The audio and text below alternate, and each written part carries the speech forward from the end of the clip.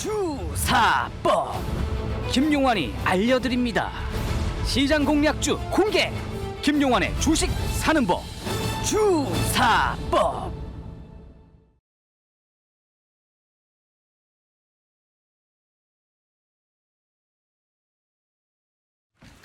네, 현재 지수 분위기 먼저 좀 짚어보도록 하겠습니다. 코스피, 코스닥 양시장 모두 전일 급락을 딛고 반등이 나와주고는 있는데 상승폭이 또 제한이 되는 모습입니다. 현재 코스피 지수가 0.48% 올라 3,240선에 거래가 되고 있고요. 코스닥 지수는 0.17% 올라 1,049.46포인트 지나가고 있습니다. 다행히도 이제 기관이 확실하게 매수세로 자리를 잡고 있고요. 외국인과 기관 동반 순매수세 유지가 되고 있습니다. 오늘 그리고 선물 시장에서 외국인들의 강한 매수세도 눈에 띄고 있습니다. 오늘은 이제 엠비엔골드 김용환 매니저가 스튜디오에 출연하는 날입니다. 주사법 이어갈게요. 안녕하세요. 네, 안녕하세요. 네. 오늘 시장 포인트부터 먼저 짚어볼게요. 네. 네.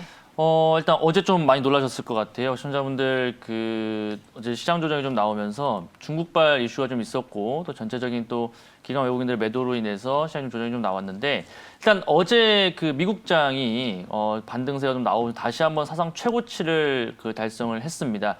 여러 가지 노이즈가 있었습니다만은 미국은 기업의 실적대로 가겠다라는 어떤 그런 힘들이 보여줬던 그런 증시 흐름들이 아니었을까라고 좀 말씀드려보도록 하겠고요.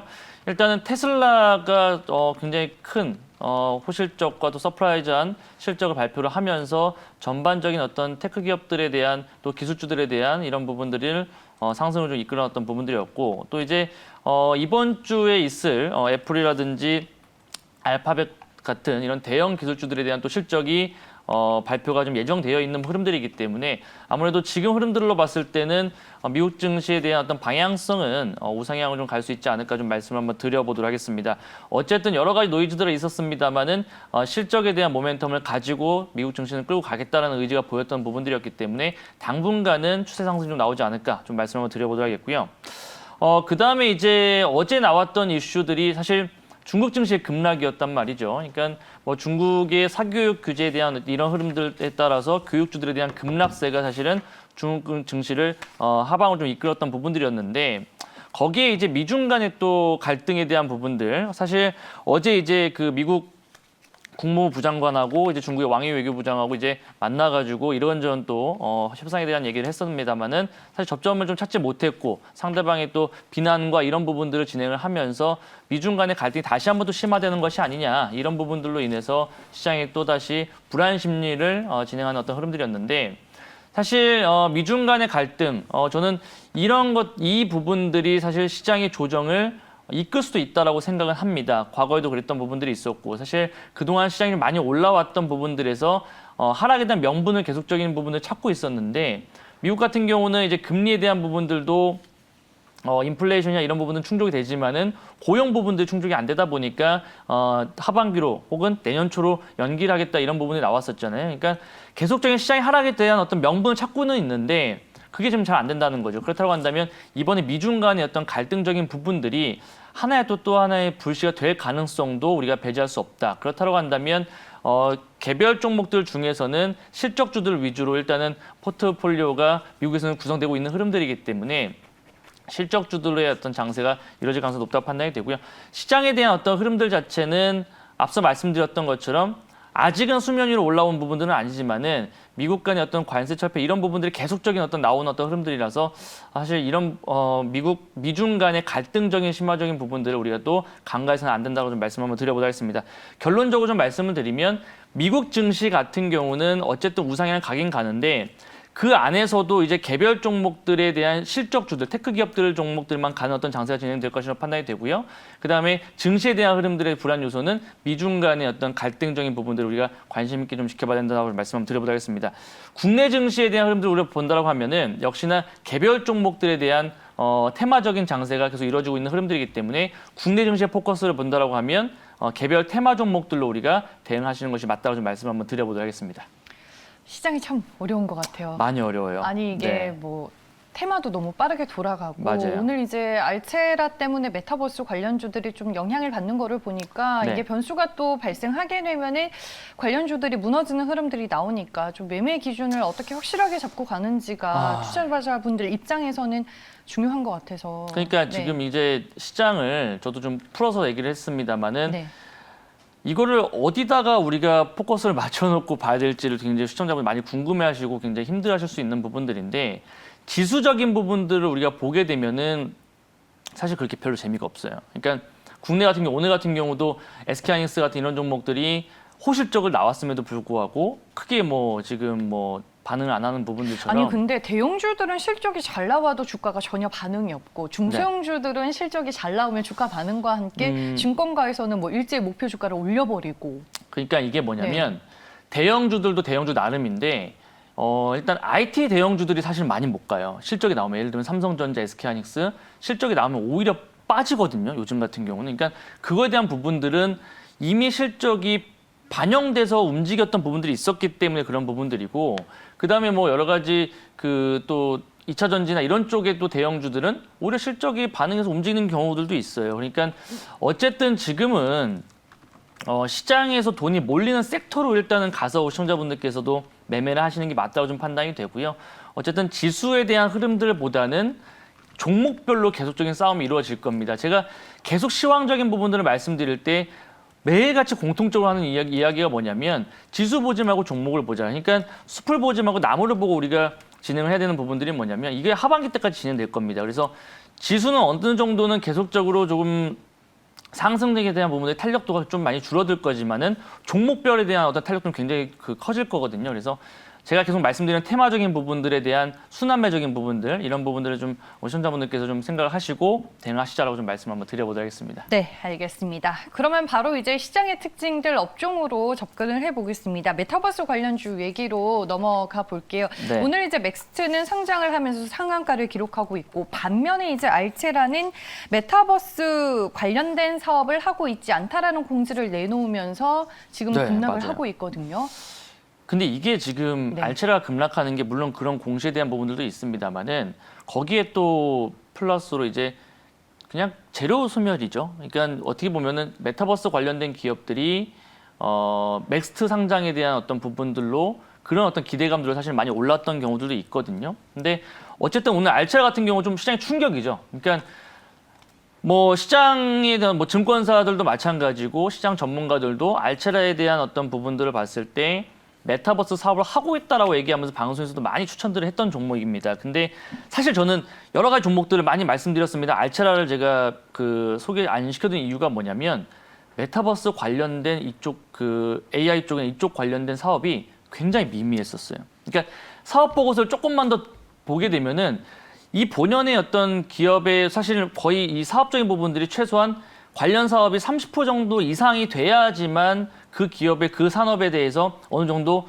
영향력이 있다라고 얘기를 하는데 알체라 같은 경우는 사실은 사업 보고서도 그렇게 큰 어떤 비중이 아니었거든요. 10% 미만이었기 때문에 사실 그런 부분들이 이제 시장에서는 어느 정도 충격 파동을 좀 갖고 있는 부분들인 것 같고 이제 또 하나는 앞서 말씀드렸던 것처럼 맥스트 상장이 됐는데 어쨌든 맥스트는 따상을 갔습니다. 근데 관련 종목들은 이미 거기에 대한 기대감들로 이미 움직였던 부분들이었기 때문에 이거는 재료 소멸이에요. 그러니까 소문난 잔치에 먹을 게 없다는 것처럼 일단 1차적인 부분은 재료 소멸 될 겁니다. 그러면 여기서 우리가 중요한 포인트는 뭐냐면 그러면 메타버스 종목들 끝났냐? 그건 아닙니다. 오히려 이런 시기에서 이런 어떤 흐름들 속에서 옥석이 가려지겠죠. 그러니까 오늘 같은 경우는 뭐 자이언트 스텝도 마찬가지고 제가 말씀드렸던 바이브 컴퍼니 같은 이런 종목들도 마찬가지고 다 하락에 나오고 있습니다만은 이제 지켜봐야 됩니다. 그래서 다시 한번 되돌려 나갈 때 실질적으로 이 메타버스 사업을 진행했을 때 수혜가 될 수 있는 기업들이 어떤 것인가가 오히려 더 뚜렷하게 나타날 수 있는 그런 시기이기 때문에 일단은 제가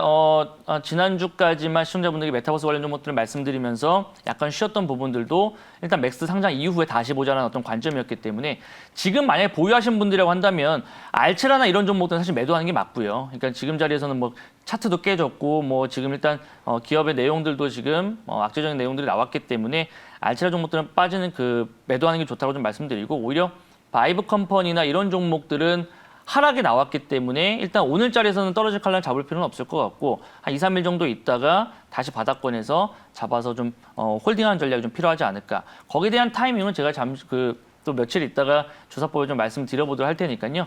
결론적으로 좀 말씀드리면 오늘 맥스트 상장에 대한 메타버스 관련주들에 대한 기대감은 단기적 재료 소멸이다라고 좀 말씀 한번 드려보도록 하겠습니다. 저는 이제 궁금한 게 정치 테마주 내에서 이제 인맥 관련주들이 뭐 네. 누구와 연관이 되어 있다 뭐 이런 얘기가 나오면서 네네. 급등을 하잖아요. 그러면 회사 측에서 이제 부인 공시를 내놓잖아요. 그렇죠. 그러면 그 부인 공시가 나왔을 때는 떨어지지만 그 이후로는 또 시장이 다시 관련주로 인식을 하면서 시장의 분위기를 또 따라가는 경우가 있어서 이건 좀 달라요. 아 그래요? 왜냐하면 정치 테마는 말 그대로 정치 테마예요. 네. 그러니까 실체가 없잖아요. 솔직한 얘기로. 저도 정치 테마 좋아하는데 네. 인맥에 대한 부분들이 기업 가치를 대변하지는 않잖아요. 그러니까 어쨌든 시장에서는 정치 테마 같은 경우 인맥주들 같은 경우는 예를 들면 제가 예를 한번 들어볼게요.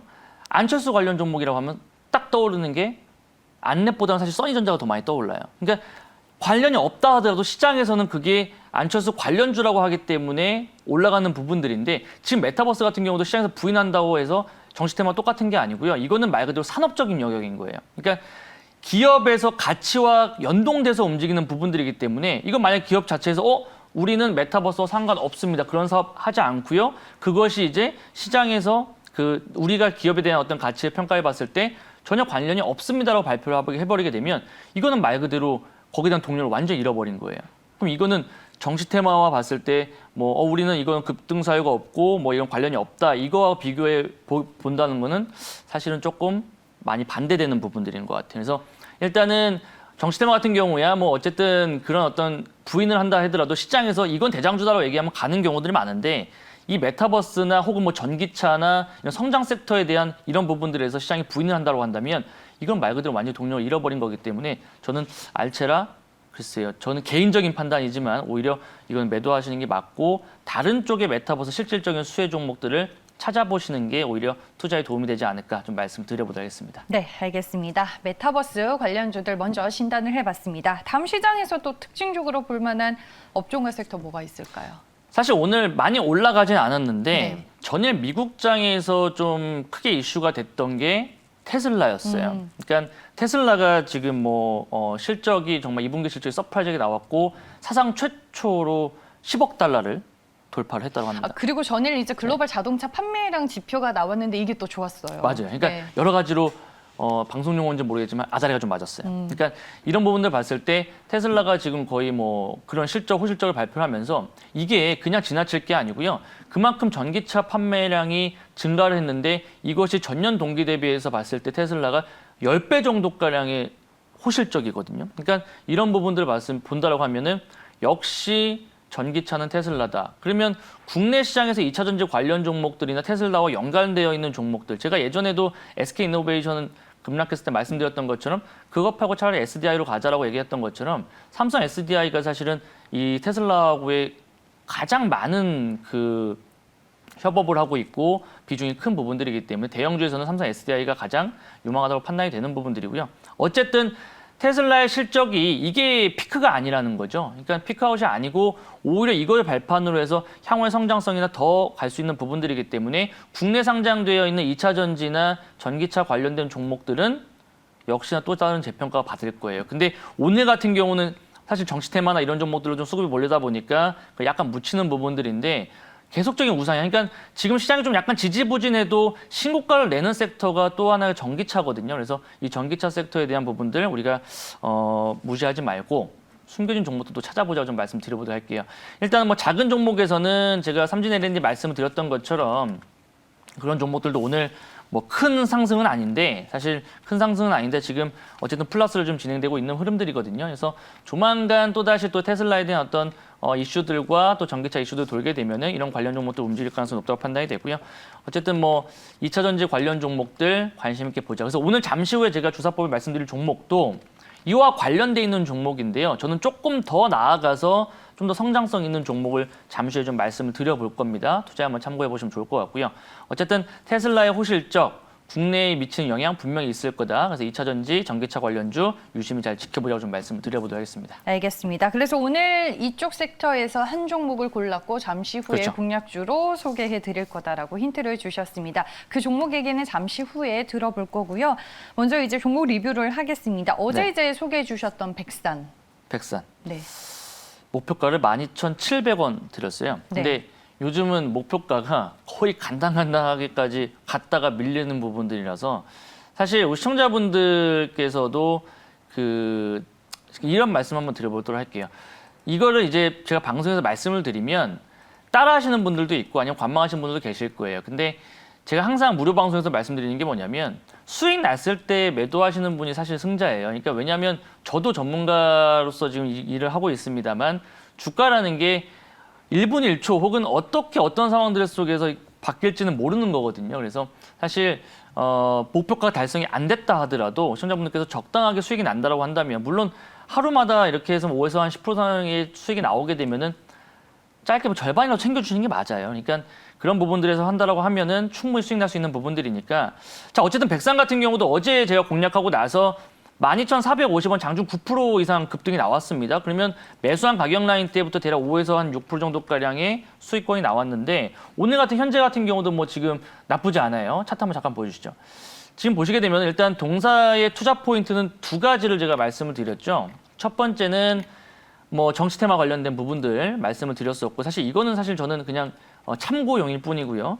두 번째가 실적인데 이 백산의 실적이 올해 영업이익이 430억 정도. 그러면 지금 시가총액 3천억이 안 됩니다. 그러니까 2분기 때 이제 2분기 실적과 함께 하반기 실적에 대한 모멘텀이 있기 때문에 올해 연간 영업이익이 400억이 나온다고 하면 그냥 단순 계산으로 우리가 멀티플 10배 준다. 그러면 총 4천억이에요. 그러면 지금 시장의 지금 상황에서의 주가는 저평가고요. 최소한 14,000원, 15,000원을 가야 재평가를 받을 겁니다. 그러니까 아직 3, 4분기 실적이 안 나왔기 때문에 거기에 따른 실적에 대한 부분들이 아직 반영이 안 된 상태이기 때문에 주가가 지금 뭐 이런 흐름들인데 어쨌든 차후의 흐름들을 보시게 되면 가치적인 평가로 봤을 때 충분히 우상향으로 나올 수 있는 그런 종목이 판단이 되는 부분들이에요.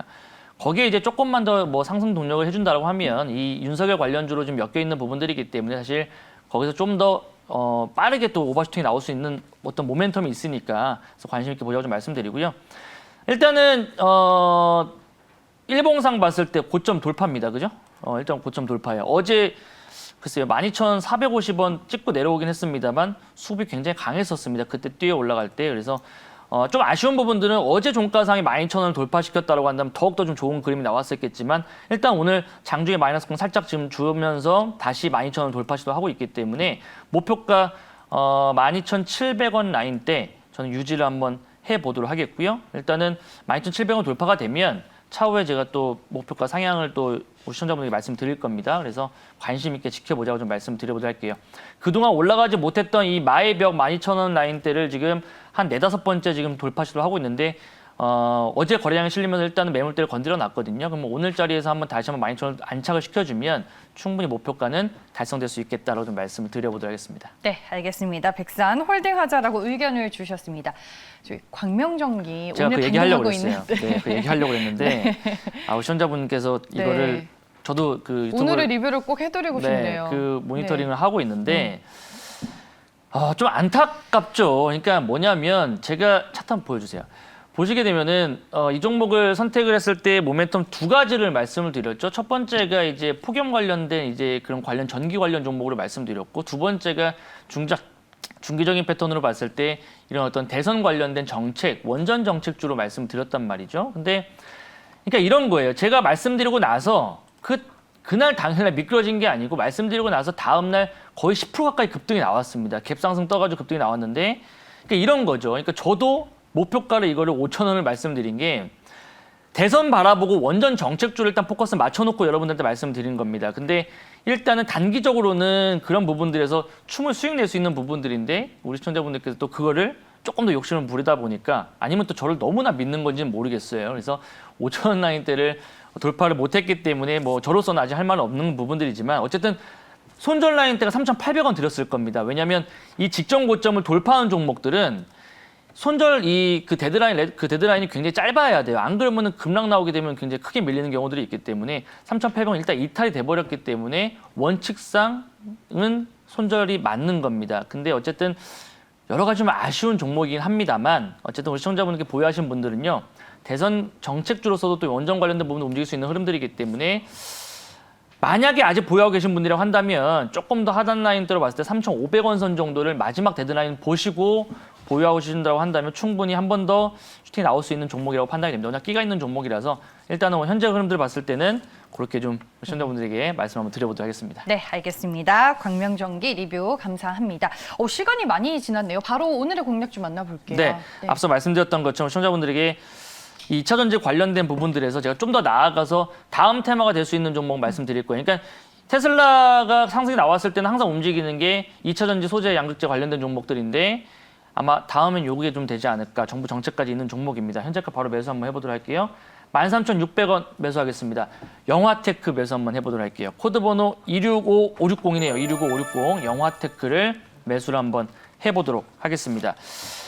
자동차 전문 부품 제조 기업이라고 보시면 좋을 것 같고요. 전기차 혹은 2차 전지 관련된 부품주입니다. 그리고 전기차 시장의 확대에 가장 최대 수혜주가 될 수 있는 그런 기업인데 사실 동사 같은 경우는 2차 전지 양극재, 음극재 관련된 소재 기업은 아닙니다. 근데 어떤 기업이냐면 이 폐배터리를 재사용, 리사이클링하는 그런 기업이라고 좀 보시면 좋을 것 같고요. 전기차 시장이 확대가 되면 이 2차 전지 배터리가 이제 수명이 다하는 부분들도 있겠죠. 그러면 당연히 이 폐배터리에 대한 리사이클링을 하는 기업들의 성장성도 굉장히 서프라이즈하게 진행될 겁니다. 그 시장 자체가 굉장히 캐파가 커질 거기 때문에 거기에 관련된 이제 우리나라 기업이 두 가지 기업밖에 없어요. 바로 영화테크와 함께 파워로직스라는 기업이 있는데 영화테크가 사실은 가장 수혜 종목이라고 좀 보시면 좋을 것 같고 지난달에 이제 환경부에서도 이제 이런 부분들에 관련해서 자동차의 자원순환 관련 시행 법률을 개정을 해가지고 시행을 했는데 거기에 포함되어 있는 게 이제 이 전기차 폐배터리 산업입니다. 그래서 아마 이런 부분들을 본다고 한다면 영화테크의 차후에 성장성을 우리가 크게 좀 바라볼 수 있다고 판단이 되고요. 이 시장 규모 자체가 10조 원 정도 된다라고 합니다. 어마어마한 시장 규모거든요. 그래서 이 국책과제 사업에 대해서 선정이 됐던 또 경험이 있는 기업이기 때문에 굉장히 큰 강소기업이라고 좀 보시면 좋을 것 같고요. 거기에 관련된 이제 수혜주라고 좀 말씀을 한번 드려보도록 하겠습니다. 그래서 일단 이런 부분들을 본다라고 하면은 이 2차 전지 관련된 부분들에서 수혜가 될 수 있을 만한 또 종목이라고 말씀드릴 수 있는 부분들이고요. 수소 관련된 또 이슈가 있거든요. 수소 연료 전지차용 고전압 부스터 시스템을 개발하고 있다고 하기 때문에 수소차 관련 종목들에 대한 또 오늘 상승에 좀 있는 부분들을 본다라고 하면 역시나 탄력적으로 될 가능성이 높다고 판단해 보도록 하겠습니다. 차트 한번 보여주시기 바랍니다. 자, 보시게 되면은 차트도 굉장히 좀 흐름도 좋죠. 그러니까 이미 고가권이 아니고요. 일단 이 자리에서 한번 급등세가 나왔다가 주가 그대로 밀렸고 이제 오늘 자리에서 거래 라인이 좀 동반이 되면서 21선 라인대를 돌파하는 자리입니다. 이런 자리들을 우리가 정배열 초기 구간일 때라고 보시는 부분들이고요. 그다음에 5일선, 11선, 21선 이런 단기, 중기, 이평선 자체가 밀집되어 있는데 주가가 그걸 돌파한다는 자리는 이제는 상승을 좀 돌려나갈 수 있는 그런 자리라고 좀 말씀을 드려보도록 하겠습니다. 어쨌든 현재 구간대에서 본다라고 하면은 충분히 15,000원 라인대, 목표 라인대 한번 짧게 바라볼 수 있는 부분들이고요. 왜냐하면 이 직전에 급등세가 나왔던 상승 패턴의 딱 절반 정도 구간이기 때문에 그 구간까지는 충분하게 좀 갈 수 있지 않을까 좀 말씀을 드려보도록 하겠습니다. 15,000원 라인대 목표까지 잡아보도록 하겠고요. 손절 라인대는 10,000원 구간대 좀 밑에 잡고 좀 중기적 관점으로 한번 대응을 해보도록 하겠습니다. 네, 알겠습니다. 영화테크 오늘 공략주로 소개해 주셨습니다. 말씀해 주셨다시피 오늘 수소차, 자율주행차 이쪽으로 또 섹터 분위기가 상당히 좋은데 연관성이 있는 영화테크를 공략주로 저희가 만나봤습니다. 매수 가격과 목표 주가, 손절 가격 전략 나갔으니까요. 여러분들 잘 참고해 보시길 바랍니다. 오늘 13,600원에 매수가 됐고요. 목표 주가는 15,000원, 손절 가격 10,000원이었습니다. 네, 이렇게 해서 스튜디오에서 함께한 MBN골드 김용환 매니저는 보내드리겠습니다. 고맙습니다. 감사합니다.